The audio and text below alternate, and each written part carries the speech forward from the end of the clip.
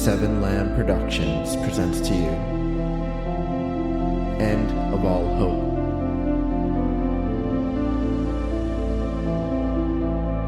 Season 3, Episode 16, Be Strong.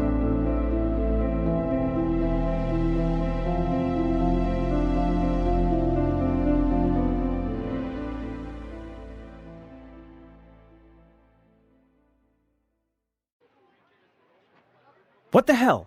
This is bullshit. Will you listen to me? I already have. It doesn't seem safe. No.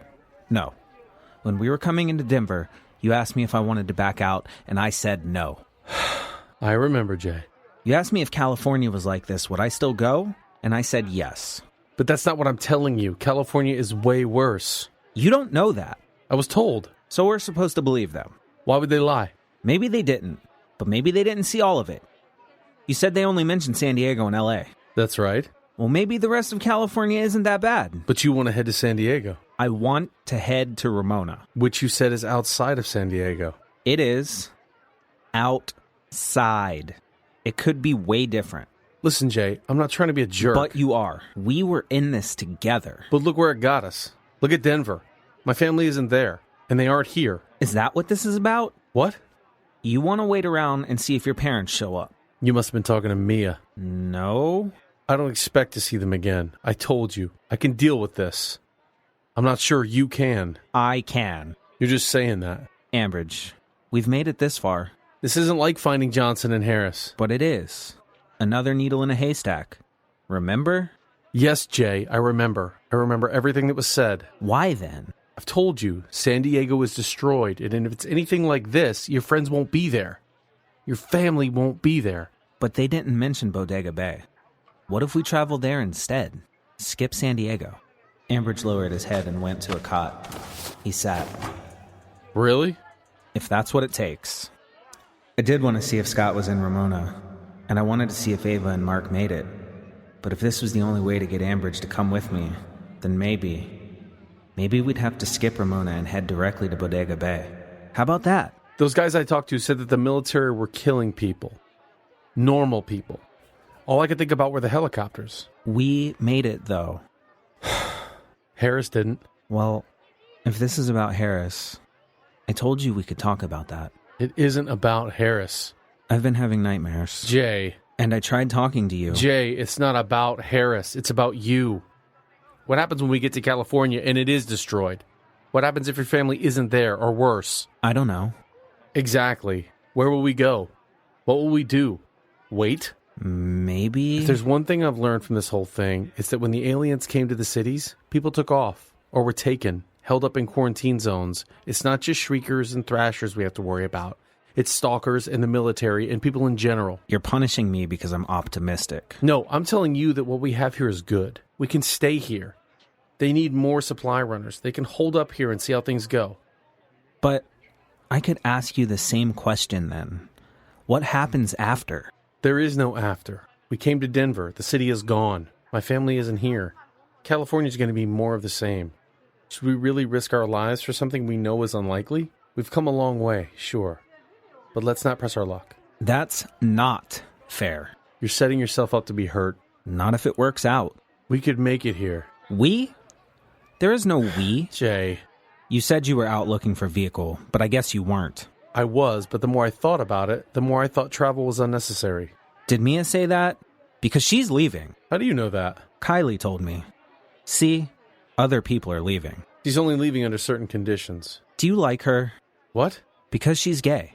I'm aware, Jay. No, she's not the reason I'm staying. In fact, I think her optimism's going to get her hurt too.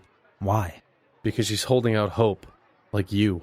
You know, you try to act tough, but you're not. I'm not trying to act anyway. Yeah, You're upset that your family wasn't here. You wouldn't have traveled this whole way if you didn't care. I never said I didn't care. Care as much as me or Harris. It was us who convinced you to go. But I saw how hurt you were when we got to your parents' house. I never denied being hurt.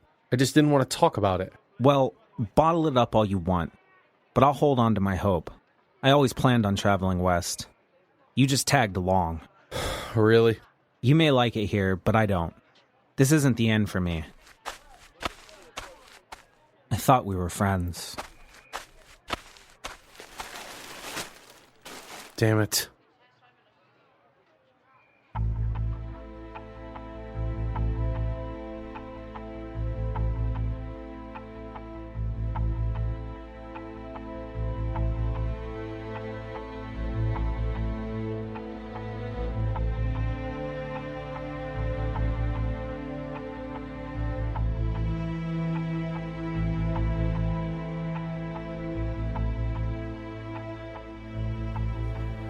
I couldn't believe Ambridge was done. He wanted to stay here? Really? Here? This place wasn't so great. There were too many people who wanted to live in the woods. I came to Denver for him. The least he could do was travel to California with me. It's not like his parents were here. Although, if his parents were here, he wouldn't leave them. So odds are, I'd have been by myself anyways. Why was I just realizing this? Oh well, it didn't matter. His parents weren't here and he still wanted to stay.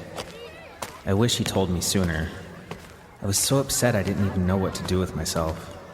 I was just pacing by the tent until I saw Kylie walking up. You all right? Yeah. You sure? You're walking back and forth like a madman. You've been watching me? Not in a creepy way. I'm fine. I heard you and your buddy having a quarrel. You were listening? Me, Elaine, and I were outside. We thought we'd give you guys some privacy. Thanks. Want to talk about it? Ambridge wants to stay here. So? I don't. Still not seeing the problem. We were traveling together and now he's ditching me. He likes it here? I guess. Wasn't he looking for his family? Yeah, but he hasn't found them. And it's not like he wants to wait around and see if they show up. He wants to stay because he thinks it's too dangerous to leave. That and he heard from some random guys that California's a mess. That's not surprising. But Denver's destroyed and we came through. Listen, this place really isn't that bad. Denver? Yeah, it is. I mean the quarantine zone. That's not the point. It seems like it is. Maybe he's comfortable. It's pretty secure. There's a lot of people. We have a ton of supplies. We have lookouts and vehicles. I can't stay here. Do you think I could borrow one of the vehicles you guys have?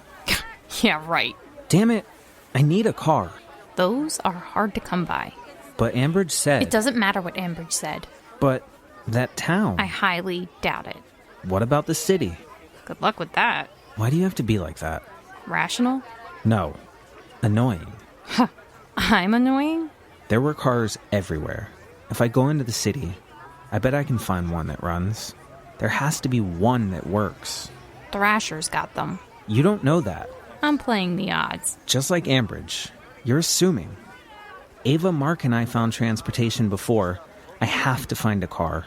I have to get to California. You may not care about your family and friends, but I care about mine. Well, you're not going to find a working vehicle anywhere where Thrashers have passed through. Whatever. Kylie was annoying me, so I took off without saying anything more. I had no plans right now, but I wanted to be by myself. Hey, Jay! Jay!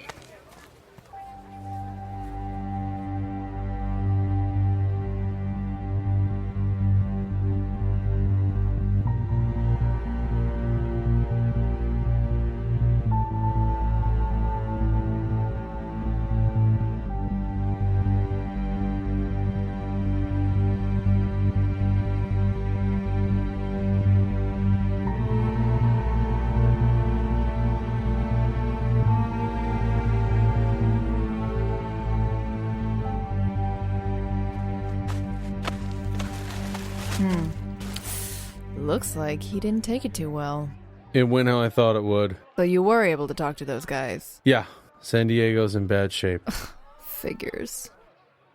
So, are you here to wait for your parents or help with the zone? I guess. A little bit of both. Well, that was interesting. You talked to him? Tried. Are we talking about Jay? Yeah, I'm sure he wants to be alone right now. he does. You say anything else? Not really. I hope I did the right thing. You think he can make it on his own? He's hardly resourceful, but he's resilient. Maybe he'll calm down and decide to stay. I don't know. Why? Because he's like you. Strong? Unrealistically persistent.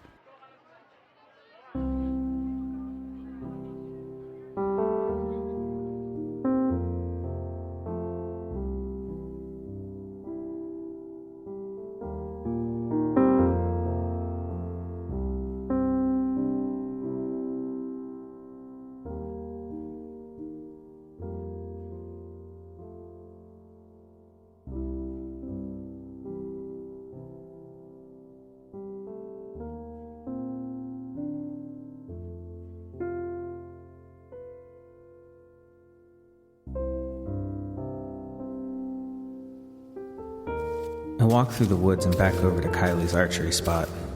I didn't have a bow, so I just sat on a fallen tree. I was depressed and a little scared. My mind raced. How would I manage on my own? Could I make it? Ambridge had helped me more than once. There would be no one to help keep watch, no one to help search for supplies. I would be alone. The more I thought about it, the more nervous I got. We shall not stay in the shadows. We shall not wait. There is a lesson here, one that shall guide us. I turned around to see the preacher in the distance. He wasn't standing on the park buses, but instead walking into a crowd. What a weird guy. It's part of his plan. Remember that. Remember that he is to guide us. These beings are part of his will. I was confused about his message. Did he believe that the aliens were here because God sent them? Or did he just believe God knew about them? I decided to investigate further, since I had nothing better to do. I went to the large crowd, barely able to see the preacher's balding head in the middle.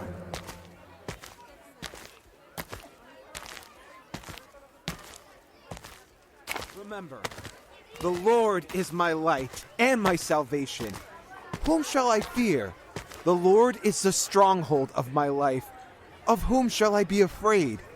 When the wicked advance against me to devour me, it is my enemies and my foes who will stumble and fall. Though an army besiege me, my heart will not fear. Though war break out against me, even then I will be confident. So we shall speak to them? We must. They are our enemy because we have made them that way. We should be welcoming. We should be posing questions. We should be communicating, not firing weapons and attacking them. How will we get answers? What if they know the secrets to the afterlife? But this cannot be peace. Shouldn't we be worried? When he watches over us, there is no worry. Find your courage. Be strong.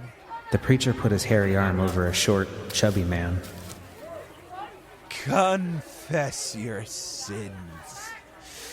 Then everything else will fall into place. The preacher pushed through a group of people. I lost track of them as they walked around the buses. I stopped following the group. A lone woman leaned against the nearest bus door. Are you okay? Huh? Me? You look lost. They're heading to the other side of the camp, if you're wondering. No. You can confess your sins. He'll listen. No. No thanks. Okay. The middle-aged woman with curly red hair smirked. Do you want to ask a question? So he wants to talk to them?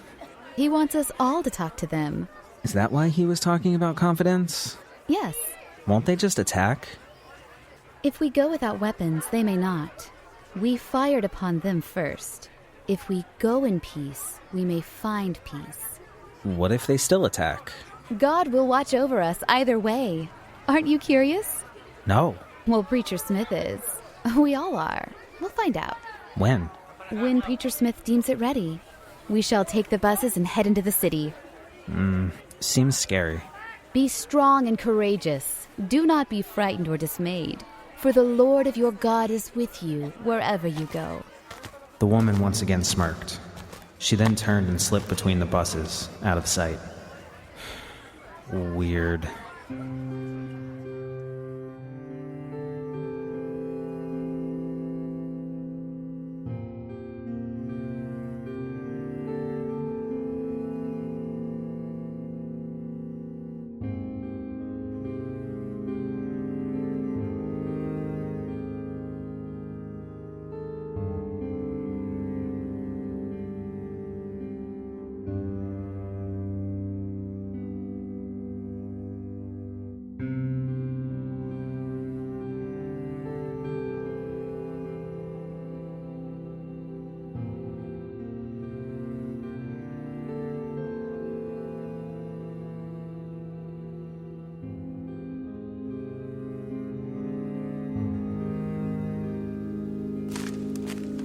I had retreated back to the archery area.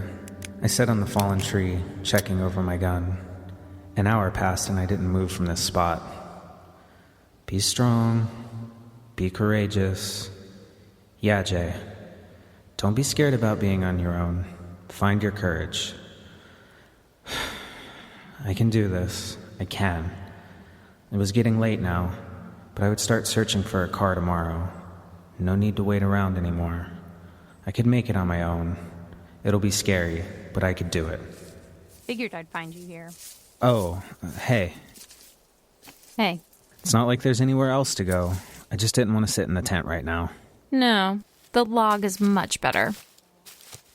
She sat next to me. Hey, I'm sorry about before. I didn't mean to snap at you. It's fine. I was upset. I know. And I also know how important finding family and friends is to you. So, more power to you. You traveled a long way. I've just been here the whole time. I still have a few more states to travel through. Yeah, but you're close. Why are you being so nice? Don't know. But don't get used to it. I won't. Your friend Ambridge is worried about you. He knows you're upset, but you can't blame him for wanting to stay. Everyone has to look out for themselves. No, I know. I have to look out for myself now. Can you? Yeah. She got up and looked out towards the targets. But, could you maybe? What? Could you teach me to shoot? You want to practice more archery? No. Guns. Oh, I thought you already knew how to shoot. I do, but not well. If I were to be traveling on my own, it would help to know how to handle a gun better than I have. Not every encounter will be like Harris. Sure, I can help you, but not around here. Too loud. If you want, we can head out further and find a better spot. Okay. When? Soon. Tomorrow morning? That works for me. Okay, sounds good. Tomorrow was going to be a big day. Weapon training, finding a car, start gathering supplies. I could do this. Be strong. Ambridge or not, I was heading to California.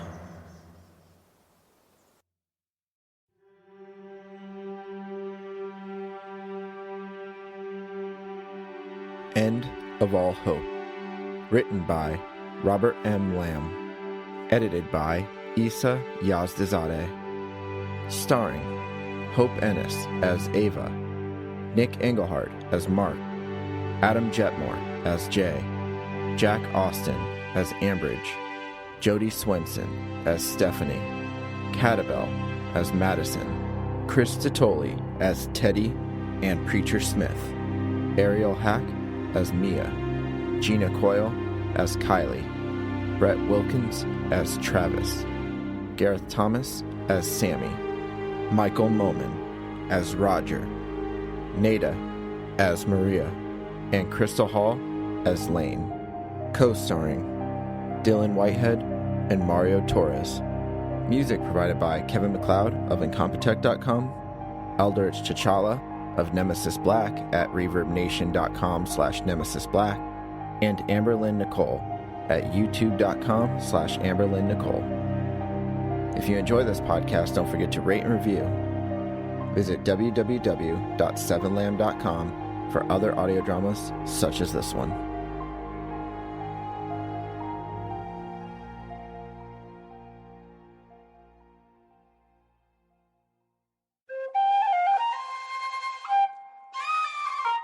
This has been a Seven Lamb production.